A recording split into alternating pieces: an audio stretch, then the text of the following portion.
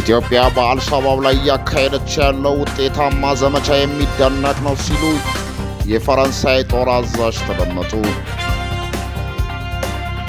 ህወሓት ከሀገር ውስጥና ከውጭ ኃይሎች ጋር በመሆን ለጦርነት ዝግጅት እያደረገች ነው ሲሉ የጦር ኃይሎች ጠቅላይ ኢታማዦር ሹም ወታደራዊ አማካሪና የቶክስ አመራር ኃላፊ ጀነራል አልምሸት ደግፌ ገለጹ።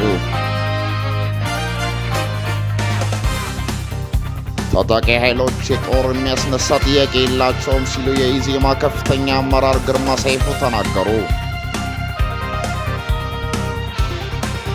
የኢትዮጵያ መንግስታት ከስልጣን መወገድ ከኤርትራ ጋር የተገናኘ ነው ሲሉ የጠቅላይ ሚኒስትር የአፍሪካ ቀንድ ጉዳዮች አማካሪ አቶ ጌታቸው ረዳ ተናገሩ። አሜሪካና ኢራን የዘላቂ ሰላም የቴክኒክ ንግግራቸውን በሚቀጥለው ሳምንት በስዊዘርላንድ ለመቀጠል ተስማሙ።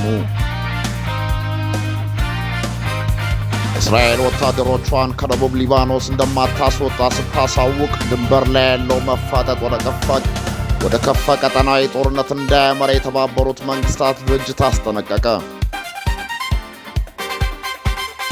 በዋሽንግተንና በቴህራን መካከል ያለው ውጥረት መላላቱን ተከትሎ በዓለም አቀፉ የነዳጅ ገበያ ላይ የዋጋ መረጋጋት ታየ።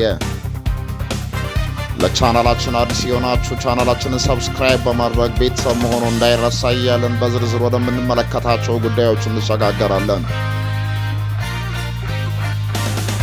ጠቅላይ ሚኒስትር አብይ አህመድ የአፍሪካ ቀንድ ጉዳዮች አማካሪ አቶ ጌታቸው ረዳ እንደ ደህንነት ስጋት ኤርትራ ልታመጣ የምትችለውን ስጋት በተመለከተ ገለጻ ሰጡ። አፄ ኃይለሥላሴ ዘመነ መንግስት አንስቶ ያሉ መንግስታት የኤርትራን ጉዳይ የፈቱበት መንገድ አስመልክቶ ሰፊ ትንተና ሰጥተዋል። ጌታቸው ገለጻቸውን ሲጀምሩ ባለፉት 100 ዓመታት የነበሩ የኢትዮጵያ መንግስታት የኤርትራ ጉዳይ የፈቱበትን መንገድ መሠረታዊ እንደሆነ በማንሳት ነው። መሠረታዊ ነገር በቅርብ ጊዜ ታሪካችን ውስጥ የኢትዮጵያ መንግስታት መምጣትም ሆነ መሄድ፣ መውደቅም ሆነ መነሳት ቀጥታ ከኤርትራ ጥያቄ አመላለሳችን ጋር ተያያዥነት አለው ሲሉ ተደምጠዋል።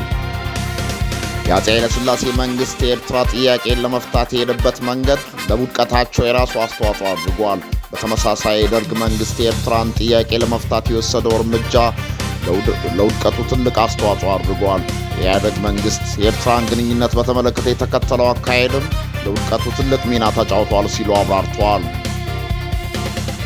በእንዲህ መልኩ ከኃይለሥላሴ እስከ ኢህአዴግ መንግስት በኤርትራ ጉዳይ የያዙት አቋም በስፋት ያብራሩት ጌታቸው አሁንም የኤርትራ ጉዳይ የሚያዝበት መንገድ እጅግ ወሳኝ እንደሆነ አሳስበዋል።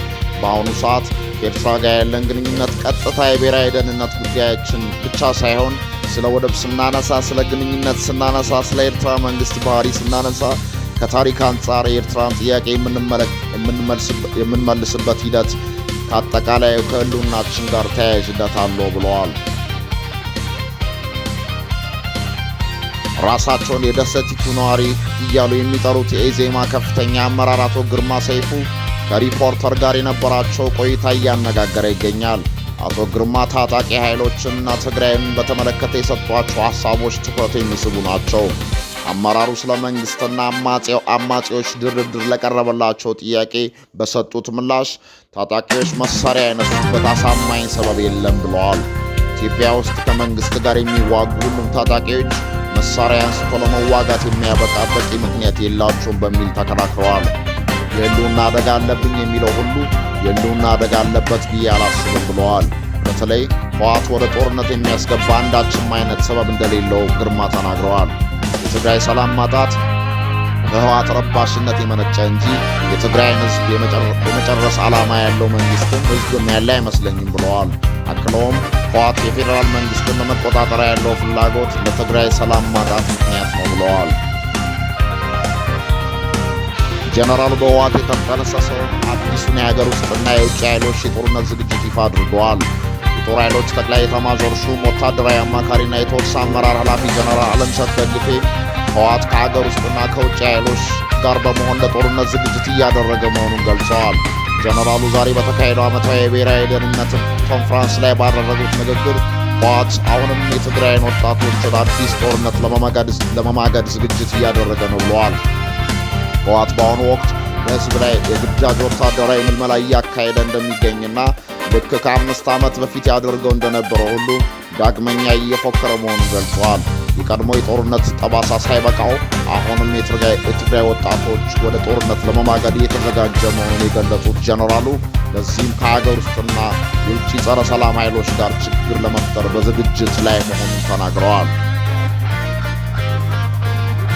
በጅቡቲ የፈረንሳይ ጦር አዛዥ ሜጀር ጀነራል ሰባስቲያን ቫሌት የተመራ ልዑካን ቡድን በኢትዮጵያ እያደረገው ባለው የሥራ ጉብኝት አገሪቱ በአሸባሪው አልሻባብ ላይ እያካሄደች ያለውን ውጤታማ ዘመቻና ያስመዘገበችውን አስደናቂ ወታደራዊ ድል አድንቀዋል። በውይይቱ ወቅት መከላከያ የውጭ ግንኙነት ወታደራዊ ትብብር ዋና ዳይሬክተር ሜጀር ጀነራል ተሾመ ገመቹ እንደገለጹት አልሻባብ ላለፉት 20 ዓመታት በርካታ ሙከራዎችን ቢያደርግም በሰራዊቱ ጠንካራ ዝግጅት፣ በዘመናዊ ቴክኖሎጂ አጠቃቀምና በሕዝብ ድጋፍ ምክንያት የኢትዮጵያን ድንበር ተሻግሮ ጥቃት መፈጸም አልቻለም። የፈረንሳይ ልዑክ ከመከላከያ ጠቅላይ ዋና መምሪያና ከጦር ኃይሎች ጠቅላይ ኤታማዦር ሹም ፊልድ ማርሻል ብርሃኑ ጁላ ጋር በቀጠናዊ ደህንነት፣ በጸረ ሽብርተኝነት፣ በስልጠናና በቴክኒክ ድጋፍ ዙሪያ ፍሬያማ ውይይት አድርገዋል። ይህ ታሪካዊና ጠንካራ ወታደራዊ ግንኙነት ያላቸው የሁለቱ ሀገራት ውይይት በቀጠናው ላይ በጋራ ለመስራት የሁለትዮሽ ወታደራዊ ትብብራቸውን ይበልጥ ለማጠናከር የሚያስችል መሆኑ ተገልጿል። ከውጭ ወዳገኘናቸው መረጃዎች ስንሸጋገር ዓለማችን በአዲስ መዋቅራዊ ለውጥና በጂኦፖለቲካዊ ውጥረቶች መገናኛ መስቀለኛ መንገድ ላይ ትገኛለች ተባለ።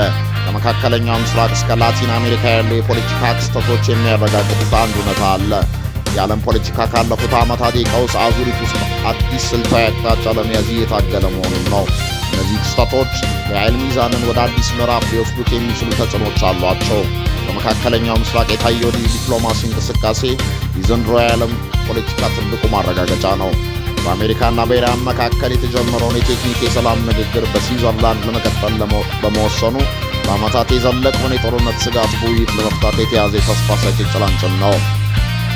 የአሜሪካ የውጭ ጉዳይ ሚኒስቴር ማርኮ ሩቢዮ በባህሬን በመገኘት ለባህረ ሰላጤው አጋሮቻቸው የሰጡት ማረጋገጫ ዋሽንግተን በቀጠናው ያላትን ተሰሚነት ለማስጠበቅ የምታደርገው ስልታዊ ጥረትን ያሳያል። ሆኖም ግን እስራኤል ከደቡብ ሊባኖስ ወታደሮቿን ላለማስወጣት የያዘችው ጽኑ አቋም በዲፕሎማሲው ጠረጴዛ ላይ የተንጠለጠለውን ሰላም በማንኛውም ሰዓት ሊያፈርሰው የሚችል ስጋት ሆኖ ቀጥሏል። የሚያሳየው በቀጠናው ዘላቂ ሰላም ለማምጣት የሁሉንም ወገኖች ፍላጎት ያካተተ ጠንካራ ዓለም አቀፍ ተጽዕኖ እንደሚያስፈልግ ነው። በሌላ በኩል በላቲን አሜሪካ የተመዘገበው የኮሎምቢያ ፕሬዝዳንታዊ ምርጫ ውጤት በቀጠናው አዲስ የርዕዮተ ዓለም አሰላለፍ ይዞ መጥቷል። የቀኝ ዘመም እጩ ኤቤላርዶ ዴል ላስፔሪላዮ ማሸነፋቸው በላቲን አሜሪካ የነበረውን የግራ ዘመም ፖለቲካ የበላይነት የሚገዳደር ነው። ይህ የፖለቲካ ለውጥ በኮሎምቢያ ውስጥ አስተዳደር ላይ ብቻ ሳይሆን አገሪቱ ከአሜሪካና ከሌሎች ጎረቤት ሀገራት ጋር ባላት የፖለቲካና የንግድ ትስስር ላይ አዲስ ምዕራፍ የሚከፍት ነው። ምርጫው የሕዝብን የለውጥ ፍላጎት ያሳየበት ቢሆንም አዲሱ መሪ አገሪቱን የውስጥ አንድነት ጠብቆ ለመጓዝ የፖለቲካ ብስለት ሊያሳዩ ይገባል። በአጠቃላይ የዛሬው የዓለም ፖለቲካ እውነታ የሚያስተምረን በአገራት መካከል ያለው ግንኙነት ፍጹም በሆነ የጥቅምና የስልጣን ፍክክር ላይ የተመሰረተ መሆኑን ነው።